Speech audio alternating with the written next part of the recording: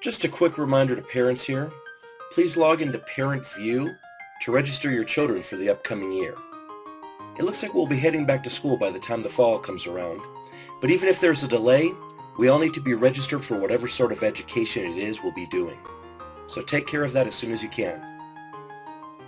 And now, on to today's lesson.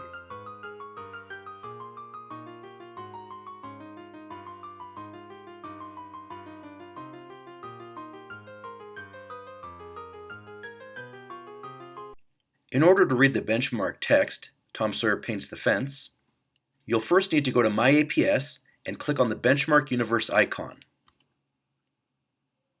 This will log you into your Benchmark account.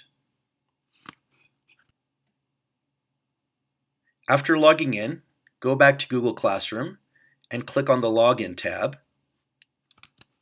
which will take you to today's reading, Tom Sawyer Paints the Fence. You can either read this book visually, or you can play the text-to-speech reader and listen to it. Tom? Tom, called Aunt Polly, but no one answered. Tom? Where are you? She called again. What is wrong with him? Aunt Polly wondered. You might even choose to experience the text both ways, by reading it once and listening to it after, or by listening to it first and then reading it with your eyes. Remember, the more you go back and look at it, the more you'll understand it, and this will make it easier to answer the questions about the text later. To get to the questions, click on the tab that says Questions, Tom Sawyer, and when you get to the questions page, simply answer all the questions by clicking on them, and then go to the next page. This will give you the chance to type in a paragraph answer and express your thoughts in your own words. Then simply hit Submit. Done! You have now finished today's assignment. Hi everyone! So today we're going to be talking about the differences of the Benchmark Universe version of Tom Sawyer Paints the Fence and the original Mark Twain chapter book of Tom Sawyer. I think you brought up a good point here. The Glorious Whitewasher is what it's called in the chapter book, but in this one it's simply called Tom Sawyer Paints the Fence, because that's what it's doing on the cover. That's what he's doing. And that's basically a simpler way of describing it. We don't use the word whitewash anymore because nowadays We could make any paint we want. We could make red paint by putting dark red dye extracted from flowers into a whitewash. and I think the difference is that those colored paints used to be more rare back then. Whitewash was the norm, and now pretty much all paints are equally easy to manufacture. So we've changed our language a little bit. We refer to all of them as paints, whereas a long time ago, whitewash was used to refer to the much more common white paint, and the colored paints were specialties. Okay, let's get into it, and let's start talking about some of the differences that we notice. The first thing that you brought up, which I thought was interesting, which is something I didn't notice, was how many marbles there was. In the Benchmark universe, we see in the picture that Johnny Miller is offering Tom 3 marbles. that's right. And even in this picture, where Tom starts playing with them, there are 3 marbles. And at the end, where it shows all the items he got, guess how many marbles he has? No, it's the other side. well, they both show it actually. There are 2 final scenes where it shows him with all the different items he's collected. Notice that. Here, if you can see right there, it's 3 marbles. That's right. Okay, so there is a bit of a difference in the chapter book. How many does it show that he got there? If you look where my finger's pointing, and then see, you could see that the underlined word is 12 marbles. All right. Now, so it's basically 3 times 4 in the chapter book. That's right. So it's 4 times more marbles in the chapter book.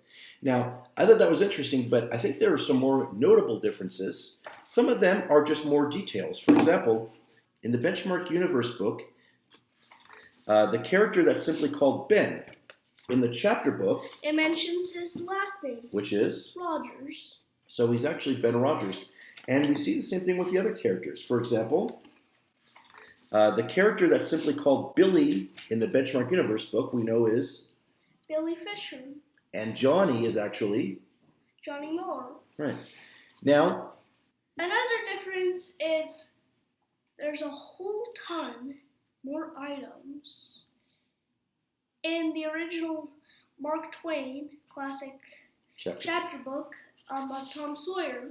That's right. There's a whole ton more items than in the simple Benchmark Universe book.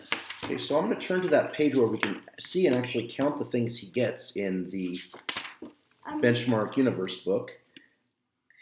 On the cover, it's easier to see, but we can also see them here. So, as you can see, we have a guitar, an apple, marbles, chalk, and a kite. A kite, yeah.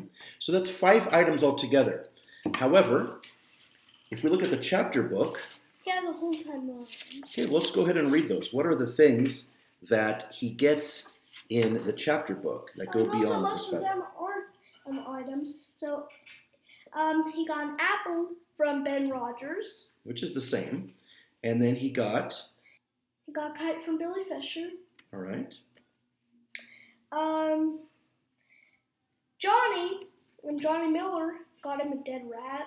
Ugh. That's right. So in the Benchmark Universe book, he's the one who gives him marbles, but someone else gives him marbles in the original Mark Twain chapter. It doesn't really say who gives, which person gives him the marbles. That's right. It basically says at the end of the day, he ended up getting these things. In addition to the apple, kite, and dead rat, he got 12 marbles, part of Jupiter's harp, a piece of blue bottle glass, to look through, a spool cannon, a key that didn't want to unlock anything, a fragment of chalk, a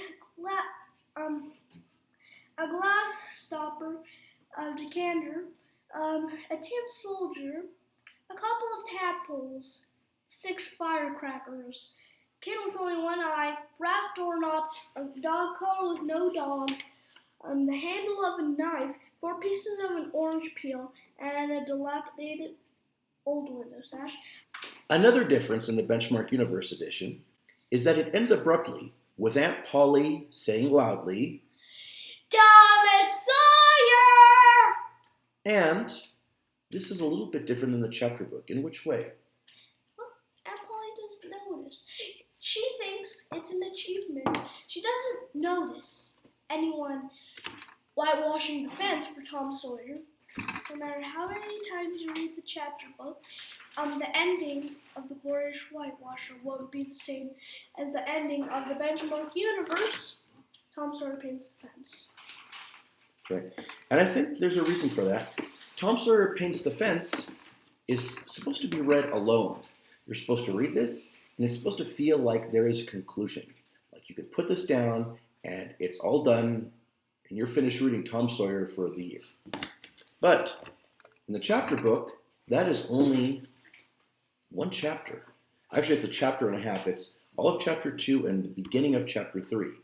But how many chapters are there in the original chapter book? It looks to me like there are... There, what? 35. 35. 35 chapters. So a chapter and a half. XXXV in Roman numerals means 35 in the numerals we use today. That's right, which are the Arabic numerals that we normally use today. Yeah. But a lot of chapter books list the chapters in Roman numerals, so it's kind of good to know what these are. These X's meaning 10 and V's meaning 5 and all that. C's meaning 100, D's meaning 500, I's meaning ones. And M means 1,000. 1,000, like the Spanish word mil. for 1,000. Yep. So when you see XXX, it means 10 plus 10 plus 10. That's right, which is 30. Which equals 30. If you see a number that's less than 10, but it's behind 10, that means we're subtracting that number from 10. That's right. Another Or just any numeral. Well, it's usually the ones that create a new column. So if you put a number before 10, if you put a 1 before 10, it subtracts 1 from 10. The next number that makes a new column is 100. So you put a 10 before 100, and it's 10 less than 100. And if you put 100 before 1,000, it's 100 less than 1,000. So it only works in Roman numerals with the numerals that create a new column, such as 10, 100, and 1,000. All right. One thing I wanted to talk about also is the way last names are used here. Why does the chapter book list last names? Why is it Ben Rogers instead of just Ben? Why is it Billy Fisher instead of just Billy? And why is it Johnny Miller instead of just Johnny in the chapter? Well, Benchmark Universe, it's either one or the other. Either Benchmark Universe, just want to make it simpler, or Mark Twain actually wanted to announce the full names. Well, there's a reason for that. Have you noticed in the chapter book, because it's such a longer story, that there's sometimes more than one character with the same first name? So, for example, it's not simply Ben, it's Ben Rogers. It's not simply Billy, it's Billy Fisher. It's not simply Johnny, it's Johnny Miller. Johnny Miller. And what do you think the reason is for that? Well, this is a very short story. If we see the name Ben, chances are that is the only Ben we're going to see in this book. The only Johnny we're going to see in this book, and the only Billy we're going to see in this book.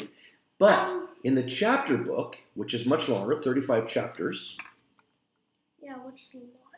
There is often more than one character with the same first name. One example is, you might notice that there are two Joes. There is Joe, who is Tom Sawyer's friend. And then there is Indian Joe, who finds the treasure. And these are two very different characters, and we want to make sure we can distinguish between the two Joes. So we use longer, more extensive names, and last names help us to do that in a much longer story. There's another very important character that is actually missing from this episodic Benchmark book, and I think the reason he's missing is that it would be really hard to give him the full development that he deserves. Tom Sawyer's very close friend. Huckleberry Finn. That's right. It is his very, very, very best friend. They had a lot of adventures together. Pirating adventures, treehouse making adventures, Finding treasure. Getting mud-dressed adventures. Yeah. Attending Tom Sawyer's own funeral together when everyone thought Tom Sawyer was dead, but he was alive. Mm-hmm. So they've had a lot of adventures together, and he is totally missing from this, which is just a chapter of the real book, the full chapter book by Mark Twain. Now, I think an important difference, and this is the reason that Benchmark gave you this book, is that this book is much easier to read. What level is this on? Level E? Lexile level? 410 L. That's right. 410 Lexile. That's right. And this is a considerably more sophisticated book with much harder vocabulary. In fact, you usually don't stop when you're reading and say, how do you pronounce this word? But I noticed a couple times when you were reading this, you had to slow down a little bit and read the words more carefully. And there's something else that's interesting about this book. It has a different English dialect. It's a little bit different from the standard English that we use in normal school readings. For example, in the Benchmark book, it might say something like, what are you doing? But in the Mark Twain book, it might say, what you doing? In states like Mississippi, in those times, they said, more slang words than normal words. They used a different dialect. So instead of saying, I'm not hungry, they would often say, I ain't hungry. and instead of saying, I'm going, they might say, I'm a-going. I'm a going. That's right. So the dialect was a little different. That's how we talk about those different ways of using English. We call them different dialects. All right. Now, questions about what's similar. Now, we know that the original Mark Twain chapter book gives us a good idea of who Tom Sawyer is because Tom Sawyer was invented in this book. However, what we want to understand is whether Tom Sawyer Paints the Fence in Benchmark Universe does a good job showing what kind of person Tom Sawyer is. What do you think? Both of these books definitely give us a good idea of who Tom Sawyer is. Okay, so is Tom Sawyer always honest? No, in fact, he's mostly dishonest. Since Tom Sawyer is mostly dishonest, what happens when Tom Sawyer is honest? He is dishonest so many times that even when he is honest, no one believes him. That's except right. his friends. What would be one good example of that? One of chapter 3 of the Mark Twain book, it said, Tom told the truth about Sid accidentally, not purposely, accidentally knocking over the sugar bowl and cracking it. And Sid normally is very, very, very, very, very honest. So, and Polly believes it when he lies. So, this time Sid lied about Tom Sawyer breaking it. And since he's honest almost all the time, Aunt Polly believed him. And Tom Sawyer really got in trouble for that, didn't he? Yep. Even though he was honest and didn't break the sugar bowl in that case. Yep. Was it a jar or a bowl? I think it was a bowl. Yeah, it was a bowl, definitely. Okay. Now, what kind of lie does Tom Sawyer tell? And Tom Sawyer Paints the Fence to get people to help him. When people come around, he listens, and other people think he's having fun, so they ask him if they can have a turn at whitewashing. Interestingly, it's not really the biggest lie. He just makes it look like he's having fun when it's really not the funnest task. Mm-hmm. But in a sense, he could be having fun because he knows he's going to get people to do it for him, which is kind of fun, especially with all the stuff he gets from them. Yep. So, in a sense, he could honestly be having fun tricking them, and by acting like he's having fun, he might not be totally dishonest in this case. It's a little bit complicated, which is one of the things that is so interesting about this chapter of the original and the Benchmark book of Tom Sawyer. That's right. All right. Well, I'm glad we had the chance to talk about Tom Sawyer Paints the Fence and compare it a little bit with the original novel written by Mark Twain. And I hope everyone gets a chance to look a little bit more deeply in the original novel, the original chapter book, because what do you think? Do you think it's an interesting story if you know the whole story of Tom Sawyer? Yeah. I watched the series, so I kind of know the whole story. That's right. There is a series that you can see on Amazon Prime, a cartoon series, and there are quite a few movies about Tom Sawyer as well that you can see. And there's also the animated series about Huckleberry Finn and movies about Huckleberry Finn. That's right. Which takes place after Tom Sawyer. That's right. Also, that's called a spin-off. And you take the character from one story and he gets his own story later. A spin-off. On the days when we're not doing one of our course subject lessons, keep your eyes open for Brain Pop lessons on social emotional learning to do alongside your regular iReady lessons. So this time, we're adding Tom Sawyer Paints the Fence. And on the next video I make, I will add Tom Sawyer paints the fence, and Tom Sawyer becomes pirate. Let's wipe this up a little bit. You spilled a little.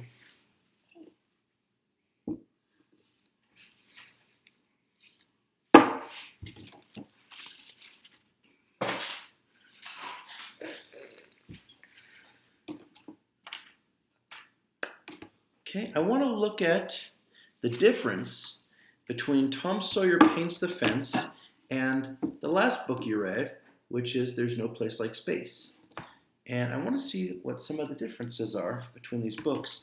First of all, let's get There's No Place Like Space, because I think there's something interesting that happens in these lines. Sorry. Sit closer. See. Read the first strophe right here. I'm the cat in the hat. And we're off to have fun. We'll visit the planets, the stars, and the sun. Okay, do any of these words or do any of these lines end the same way? Let's see. Hold on a second, not Tom Sawyer, this. Do any of these lines end the same way, with the same sounds? I don't know. Well, let's see. I'm the cat in the hat and we're off to have fun. We'll visit the planets, the stars, and the sun. So both of these? That's right. What are the two words? Sun and fun. Sun and fun. If they sound the same at the end, what is that called? Do you know what that's called when they sound the same at the end of the word? It's called rhyming. It's called rhyming. Right. So sun and fun rhyme. And let's see if there's any more rhyming in this book. There is no place like space. I will prove it to you. Your mother will not mind it all if I do. Which You words? and do. You and do rhyme. So, With Tom Sawyer. no, they don't rhyme with Tom Sawyer. In fact, that's what I want to show you. This book rhymes, so it is called a poem or poetry. And Tom Sawyer doesn't rhyme, so it is not poetry. It is not a poem. It is called prose. Cat in the Hat is poetry, and Tom Sawyer is prose. Prose doesn't have any rhyme or rhythm, and that's what makes it a little different. So the thing that's fun about poems like the Cat in the Hat books is you read them again and again and again, and you even remember a lot of the specific words because they all fit together like a song. But that doesn't happen in Tom Sawyer. Tom Sawyer is just a really cool story. So, Did Dino finished all of his food? did Dino finish all his food? Well, when we make our next video about food, maybe we'll talk about that. But for now, the time being, let's just look at what we're reading. Are those new markers? These are new markers. Yes, they are. So we've got new markers. I got the markers out so I could write words that we're going to talk about. But first you have to read before we can talk about words. So why don't you read a little bit and then... I want to read what it says there. Okay, you can read what it says. Okay. Poetry. Poetry. This is poetry because it has rhyming. Sun and fun, you and do. And this is prose. This is prose because it doesn't have any rhyming. Tom Sawyer is prose. So, I'm going to begin with, let's see. So why don't you begin with the beginning, or do you want to start at a certain page? Wait, I want to remember the last page. I don't know if it's good to start with the last page, but why don't we start with the first friend that he comes across here, which is his friend Ben. Why don't we read the page about when he sees Ben? A few minutes later, Ben walked by. All right. A few minutes later, Ben walked by. Ben was eating an apple. But he wasn't eating it yet. Okay, that's a good point. He hasn't taken a bite out of it yet. Strange description. He was eating an apple if no bites have been taken out. If he was eating an apple, Tom Sawyer would not want to take a bite. That's really an astute observation. Thank you for pointing that out. Okay, now read the next line. Ben was eating an apple, and he was very happy. He was very happy. All right. What did he say? Hello, Tom. Mm-hmm. Tom didn't answer. He pretended he was busy painting the fence. Mm-hmm. He pretended that he was having fun. That's right. He pretended that he was having fun. Why do you think Tom pretended that he was having fun?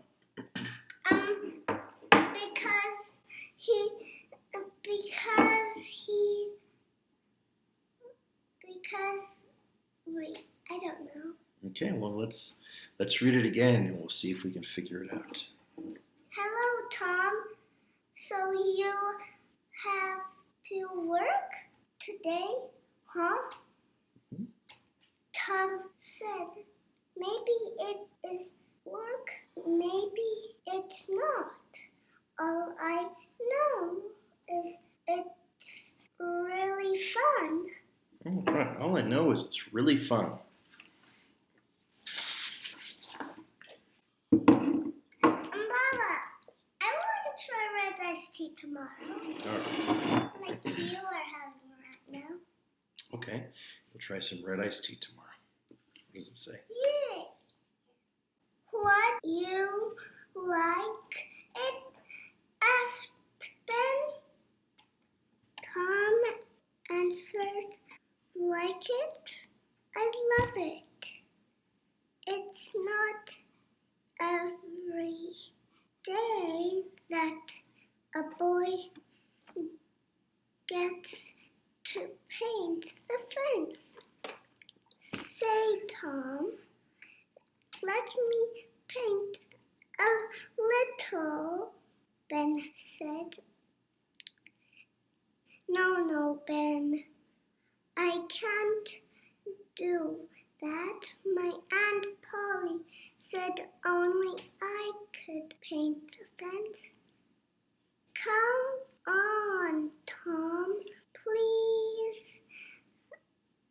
I'll give you my apple. Tom said, okay, Ben, I'll let you paint because you're such a good friend. Tom handed Ben the paintbrush and exchanged for the apple. While Ben painted the fence, Tom ate the apple. All right, very good. Sit back here a little bit so we can talk. Okay. All right. So, do you understand now why Tom pretended that he was having fun? I think I know why. Why? Because Ben thought that he was having fun, but he really wasn't. Okay. And how did that help Tom Sawyer to pretend he was having fun?